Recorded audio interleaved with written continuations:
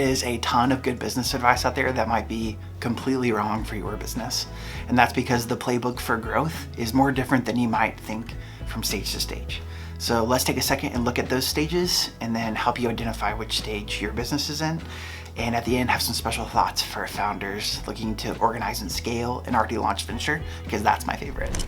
Okay, so this model, hopefully you guys can see this, comes from someone named William Bridges and Susan Bridges. It's called Organizational Life Cycles. I know there's a ton of models out there about life stages of businesses. This is my favorite one. He would say the first stage in launching the business is called dreaming the dream. This is where you notice, I would say, like an issue or opportunity that causes you to think maybe there's an opportunity here that doesn't come from launching another product inside of a separate business or whatever it is. Dream the dream to solve that issue or seize that opportunity by launching a business. Okay, so if you're in this stage, launching the venture, your playbook is strategic chaos. And what I mean by that is your really only goal is developing a product that is growing organically on its own.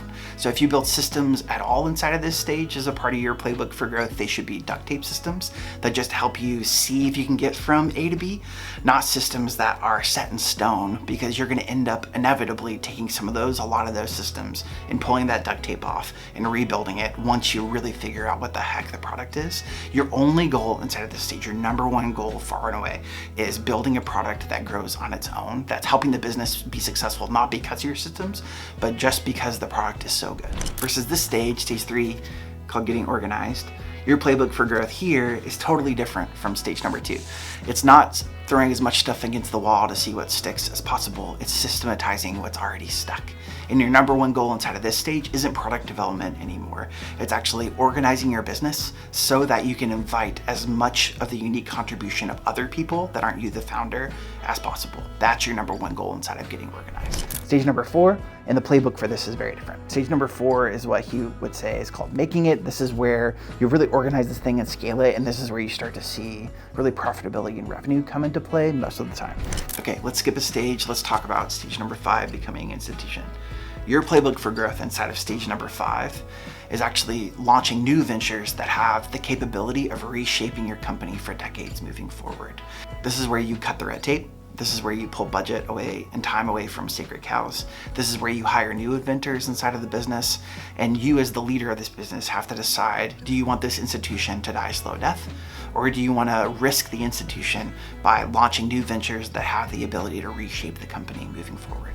Stage number 6 is this stage called closing in. I've got a couple clients in this stage. This is a really interesting playbook to implement for people where you've become an institution, so systematized and built how you succeed that years have passed, and now those very systems are creating a chokehold on the business. And then what he would say is you either go through a path of renewal that entails beginning anew by dreaming new dreams, launching new ventures, organizing those ventures inside of the institution or business that you already have, or you don't do that and then you die. Businesses and leaders usually fail because they don't commit to the stage that they're in and decide to implement only that playbook, and they start to weave in playbooks from these other stages, and that waters down the team, the company understanding what's most important right now for their business and has them implementing strategies that aren't actually going to help the business succeed. So founders, leaders, your number one job is to know the stage that your business is in, and then to create, find, develop the playbook for your business that is unique to that stage that you're in. And tip is to find someone that knows about these kinds of playbooks, that can understand your business, that's semi-external, that is your partner in developing and implementing this growth playbook. My experience as a founder is that I needed that semi-external person that knew my business and knew how to grow businesses in general to be able to help me clarify and commit to the right playbook for the business, so that can empower me to not just only help the business be successful by having the right place to run, but also empower me to disregard what is really good advice for someone else's business, but is going to end up being wasted time and energy and money for my business. Your job of leading your business to its unique potential is really hard and also really fun, and I hope tips like these help.